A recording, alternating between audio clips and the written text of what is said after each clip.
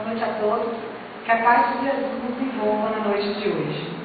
Nosso tema, como já foi dito, casamento e seus conflitos, teve como base de estudos, de pesquisa, o livro Vida e Sexo, psicografia de do Espírito Emmanuel e psicografia de Chico Xavier.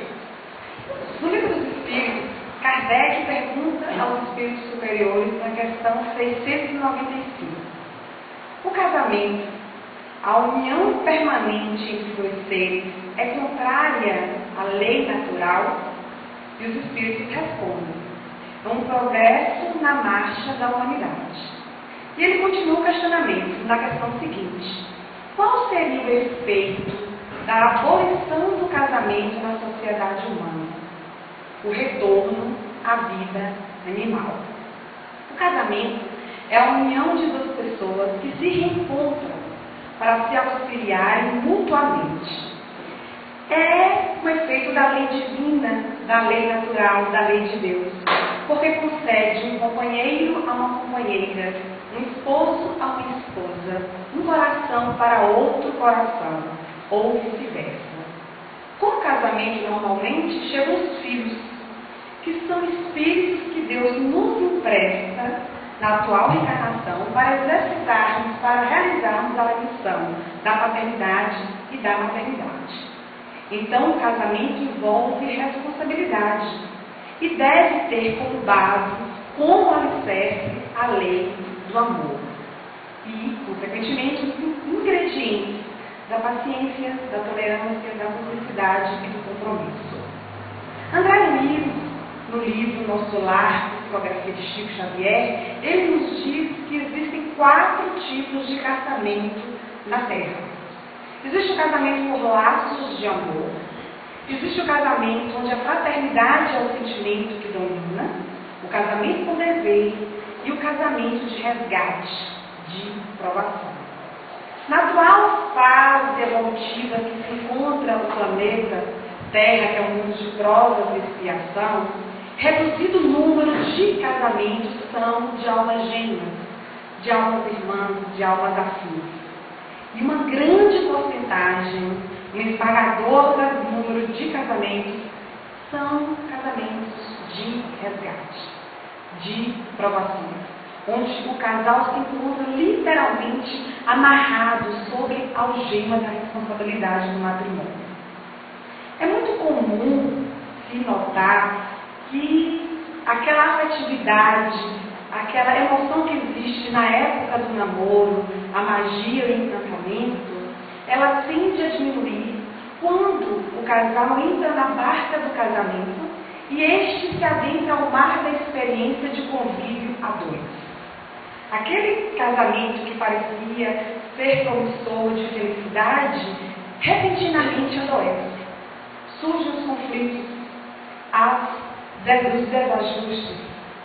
E aí, um dos cônjuges se vê na posição, ou volta para o cais, ou abandona a embarcação, surgindo aí a porta da separação, que a maior parte dos casais, das pessoas fazem.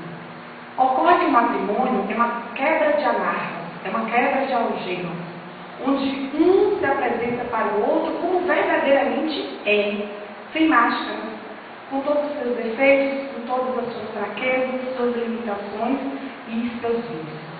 É forçoso admitir e aceitar o outro como ele ou ela se apresenta.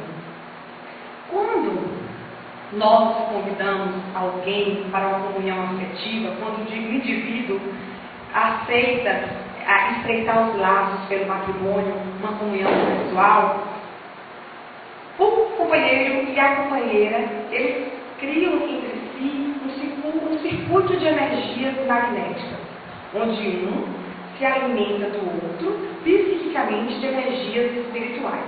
É um circuito.